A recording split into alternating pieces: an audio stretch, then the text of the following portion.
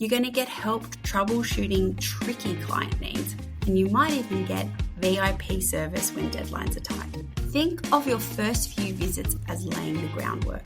You don't have to impress anyone. You just have to be friendly, professional, and genuinely interested. Hi everyone, welcome to this week's Thursday episode of the Design Dialogues podcast. The podcast for interior designers building not just beautiful spaces, but sustainable, confident businesses. Today, I wanted to talk about something that I touched on in the episode with Lisa earlier this week, and a topic that I have spoken to so many interior designers about that I always find it surprising, and that is the fear of walking into a designer showroom. We all know it. We've all had it at some point. The fluttery stomach, the nervousness about asking questions. Oh, will I use the right words? The worry that you don't look experienced enough. And that very awkward moment where you say, and what's your trade pricing? I'm an interior designer. I've been there. In fact, I can remember my very first time walking into a showroom, clutching my bag, hoping that I looked cool enough, rehearsing what I was going to say, and then mumbling something very awkward about fabric samples. I couldn't get out of there fast enough. It happens to the best of us, but here's the good news. There are ways to overcome this fear and walk into any showroom like you belong there, because the reality is we all do. The reality is that if we don't go into these showrooms and buy their products and specify these products to our clients, these showrooms, they wouldn't have a business. They need us as much as we need them. So let's unpack a couple of things. Where does this fear come from? Why do designers, even talented, capable ones, get nervous about showrooms? There's a couple of reasons. The good old imposter syndrome. You worry they'll see through you, like you're not a real designer. Lack of knowledge. You're afraid you don't know enough about product specs or terminology. What's that wood grain called, or what's that particular fabric? Comparison. You assume every other designer in the showroom is more established, more confident, and more polished. And sales pressure. You don't want to feel sold to or embarrassed if you can't commit right then and there. Or even if you go in and you just realize pretty quickly that your client doesn't have the budget. If you've ever felt one or all of these, please know you are not alone. So let's have a bit of a mindset shift.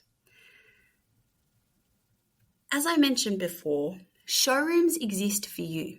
They're not private clubs. They're not gatekeepers. They are a resource. The reps working there want designers to come in. It is literally their job to support you with product knowledge, samples, and solutions for your projects. You walking in doesn't inconvenience them. It should make their day. Think of it like this. Walking into a showroom is the equivalent of a chef walking into a farmer's market. You're there to explore, ask questions, and find the best ingredients for your clients. A little preparation can take away 80% of the nerves.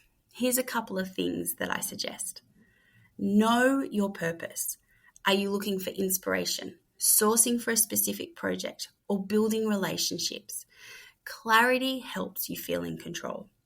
And be honest about that. If you're going in just on a kind of browse and having like an inspiration day, let them know.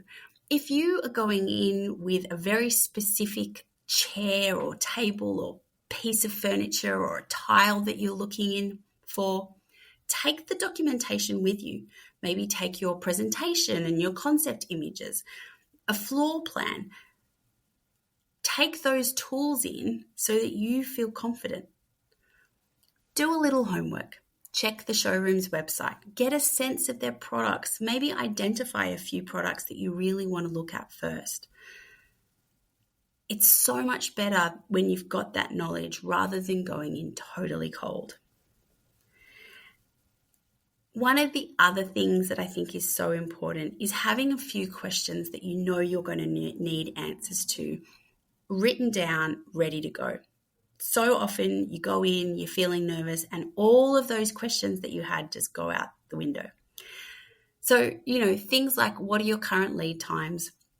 Do you have sustainability options in your range? What's performing really well for family homes right now? What is the different fabric grades? All of those kind of things. Remember, you don't need to know everything. You just need to be curious. Now, I have spoken about how building relationships is so important in this industry, and this is another great example of where this is true. Showrooms and visiting showrooms is not just about seeing the product. It is about building relationships with your reps. Yes, you could do it all from websites and email, but I can guarantee if you take the time to go in, meet the rep, understand a bit about them, when you call and say, I've got a problem, they are going to help you out so much. When you've got those strong connections with showroom reps, you're going to get early info on new collections. You're going to get help troubleshooting tricky client needs, and you might even get VIP service when deadlines are tight. Think of your first few visits as laying the groundwork.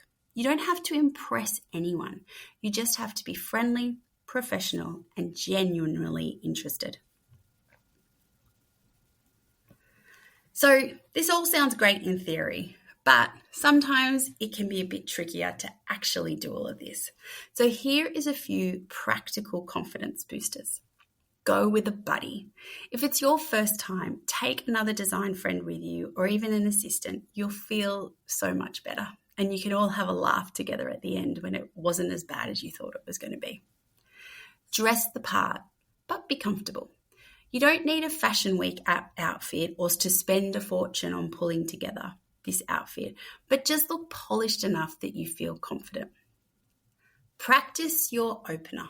Something as simple as, hi, I'm Beth. I run an interior design studio nearby and I'm working on a project that needs X. Can you help? Just by getting all of that out, they're going to know that you are a professional in the industry with a project and there's a potential for them to make a sale. Start small. Don't feel like you need to conquer every showroom in 1 week. Visit one. Have one positive experience and build from there. And I really do recommend kind of having a hit list of maybe 20 showrooms that you want to get through over the year and make the effort to go in and see them. It is so easy these days, especially if you're busy with life and kids and looking after parents and all of the other stuff, to fit in going to showrooms. Here's something we often forget, and I've already mentioned it a couple of times, but it is really worth repeating. Showrooms need designers just as much as we need them. We specify their products, we bring them business. Without designers, they don't thrive. So when you walk in, you're not an imposter, you're a partner. So, an action item for you. This week, I want you to pick one showroom you've been avoiding, one showroom that you felt a little bit intimidated by, and put a time in your calendar to go. Don't overthink it. Walk in, introduce yourself, ask a simple question, and notice how the world doesn't end. Because the more you do it, the easier it gets. And one day, you'll be the designer who walks in with confidence and maybe even helps another newbie feel they belong. I hope you've enjoyed today's episode. I, as always, love chatting with you, and I hope that this has just brought you, if not anything other than a bit of a laugh, because I think sometimes we overthink this one a bit. I'll see you next week for our next Design Dialogue. That's it for today's episode. I hope this gave you some fresh ideas and motivation to refine how you run your studio. But here's the thing. Having the right strategies is one thing. Actually implementing them is another. And if you're feeling stuck, overwhelmed, or just unsure where to start, that's exactly what my Systems and Processes Health Check is for. It's a one-on-one deep dive into how your studio runs, pinpointing where things are working, where they're not, and giving you a clear roadmap to streamline your processes. And the thing is, my health check is different from other mentoring out there.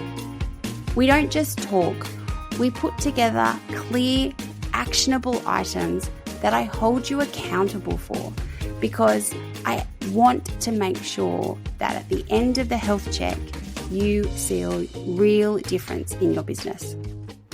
Imagine having a studio that runs smoothly, where you're in control, and where you can finally focus on the design work that you love. If that sounds like exactly what you need, head to the website to book in your health check today. Thanks for tuning in, and if you found this episode helpful, share it with a fellow designer who could use these insights too. See you for our next Design Dialogue.